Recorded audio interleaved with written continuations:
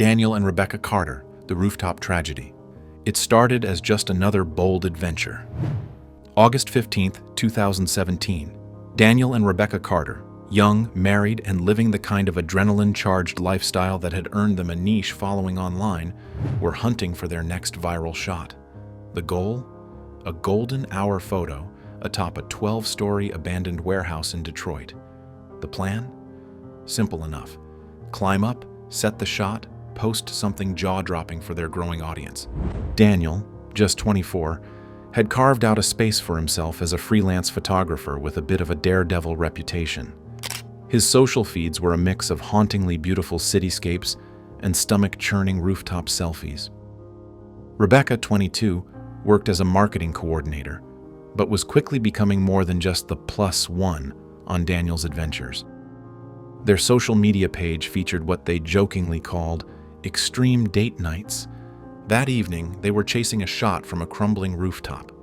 The place had Art Deco bones and panoramic views of the Detroit skyline, but there had been rain. Not a torrential downpour, but enough to slick the rusted fire escape and saturate the rooftop concrete with moisture. Still, Daniel pressed on, excitement in his eyes, camera gear in hand. Rebecca followed, holding a ring light for the perfect glow. Once on the roof, Daniel crept toward the edge, about 18 inches away from a 120-foot drop.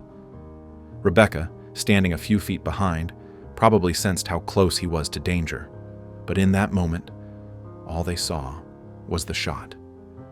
Daniel leaned forward, framing the street below in his lens. And then, without any warning, the crumbling edge of the rooftop gave way. Daniel lost his footing instantly, the ledge disintegrating beneath him. Rebecca, acting on pure instinct, lunged forward to catch him, but the rain-slicked surface betrayed her too. In a split second, both were airborne, tumbling off the building together in what witnesses would later describe as a horrifying slow-motion fall. The injuries were devastating. First responders arrived just after 7:45 p.m., but it was too late. Both were pronounced dead at the scene. The warehouse was later demolished. 2. Michael and Emily Lawson, the Blue Hole Cave drowning. June 3, 2018. A married couple, Michael and Emily Lawson, descended into one of the most notorious underwater cave systems in the U.S., the Blue Hole in Santa Rosa, New Mexico. It wasn't a casual dive. Michael, 29, was a certified dive instructor, meticulous about safety.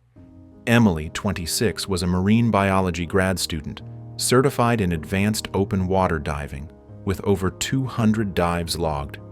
They weren't daredevils. They were experts.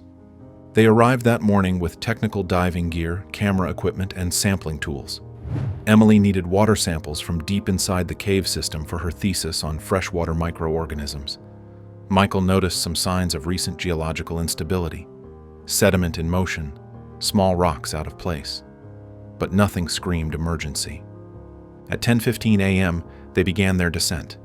The cave system was beautiful, alien really. Limestone formations stretched like frozen waves through the tunnels. But this beauty masked a looming danger. While Emily was gathering samples near a jagged rock formation, their fin movements triggered a small collapse. A massive boulder, over 3 tons, shifted and sealed the only known exit. The tunnel was blocked. They were trapped. Michael tried everything. He dug at the rock with his dive knife and bare hands, wasting precious air in the process. Each movement stirred up sediment, creating an inky blackness so thick they couldn't see inches in front of their faces. It became a nightmare, a labyrinth in pitch black with no idea which way to go. Their gauges told the grim story. Michael had 500 psi left. Emily had 400. Panic set in, followed by nitrogen narcosis, a condition that clouds judgment and makes thinking feel like trying to run through water. Disoriented and oxygen-starved, they swam in circles, hoping to stumble on an escape route. At 11:42 a.m., their air ran out. 18 hours later, a rescue team found their bodies in a dead-end passage, less than 200 feet from the sealed exit. 3. Joshua and Hannah Bennett, Mount Washington lightning strike.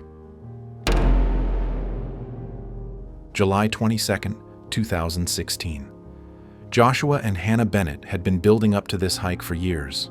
Mount Washington, the final mountain in their goal to summit all 48 of New England's 4,000-foot peaks. They chose it to celebrate their 5th wedding anniversary. Joshua, 31, was a software engineer and an experienced hiker. Hannah, 28, worked as a pediatric nurse, calm under pressure but new to high-altitude climbing.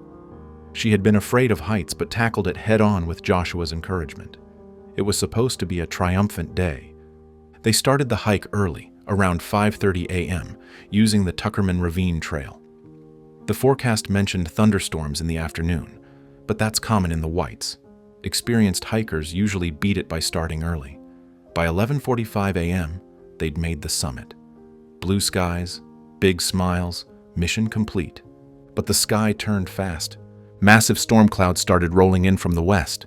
Around 12:20 p.m., lightning struck a nearby radio tower. Joshua knew what that meant. They had to get below the tree line, fast. But they were right next to the summit's metal structures, which essentially turned the area into a lightning magnet. At 12:23 p.m., lightning hit again. Joshua, holding metal trekking poles, took the full brunt. The electricity stopped his heart instantly. Hannah, who had reached to touch his backpack, absorbed part of the current through the wet granite beneath them. The burns covered over half her body.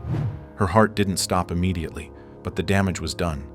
Her lungs and nervous system began shutting down. 14 minutes later, she was gone. Mount Washington staff found them 2 hours later, still lying side by side. 4.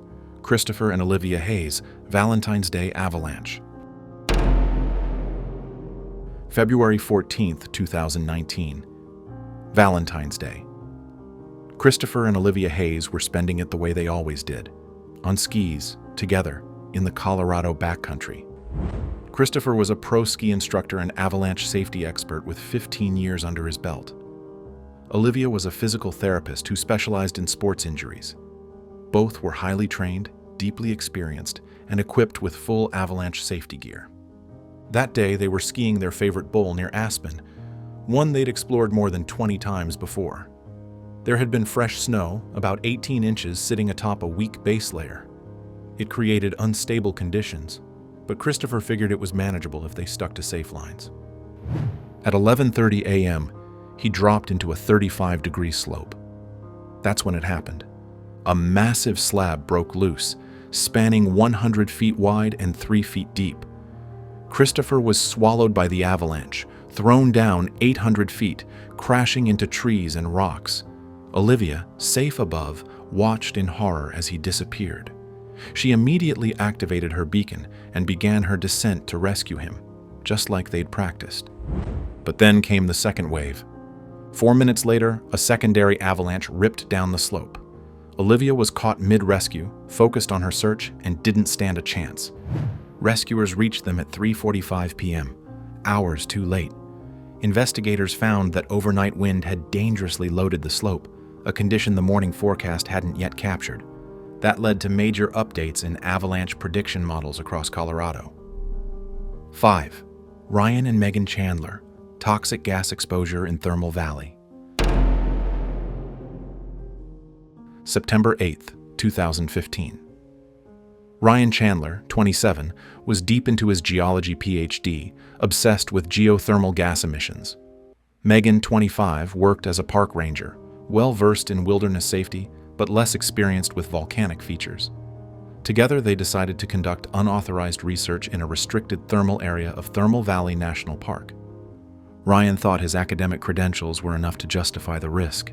He convinced Megan to follow him through a broken section of fencing, carrying gas meters and sample containers. The air was thick that morning. A temperature inversion had trapped heavy gases. At 7:15 a.m., they approached a hot spring surrounded by scorched vegetation. That should have been a massive red flag. But Ryan was focused on his readings. Unfortunately, he misread the gas detector, thinking the concentration was safe when it was actually over 1,000 parts per million. Instantly lethal levels. Megan was the first to feel it. Dizziness, nausea. She chalked it up to altitude sickness. Within minutes, both collapsed into a natural depression filled with toxic gas. Ryan died from respiratory failure after 8 minutes. Megan survived 12 minutes longer, but suffered irreversible brain damage before her heart stopped. Their bodies were found later that morning by park rangers in full hazmat gear. Toxicology confirmed gas levels 15 times higher than what's considered fatal. The area was permanently sealed off. Ryan's data ended up improving safety tech now used in national parks across the U.S. 6. Brandon and Natalie Cooper, bridge collapse fatality. May 17, 2018. Brandon and Natalie Cooper were on a joint mission. Natalie was photographing historic bridges for an upcoming gallery show, and Brandon, an experienced civil engineer, was doing what he did best, analyzing infrastructure. They were visiting a 1920s-era suspension bridge set for demolition. It was still open to pedestrians, but Brandon immediately noticed heavy rust and deteriorated support cables. He was concerned, but the bridge was still technically within the safe zone, or so they thought. At around 3:30 p.m., Natalie positioned herself at the center span to photograph, while Brandon examined a deteriorated anchorage point. Without warning, the north cable snapped under their combined weight and natural wind stress. The bridge tilted violently. Brandon shouted a warning, but the collapse was already in motion. He fell 80 feet, headfirst into a granite boulder, dying instantly. Natalie landed in just 18 inches of water but broke her spine on impact. Paralyzed and face down, she drowned slowly, unable to move or call for help.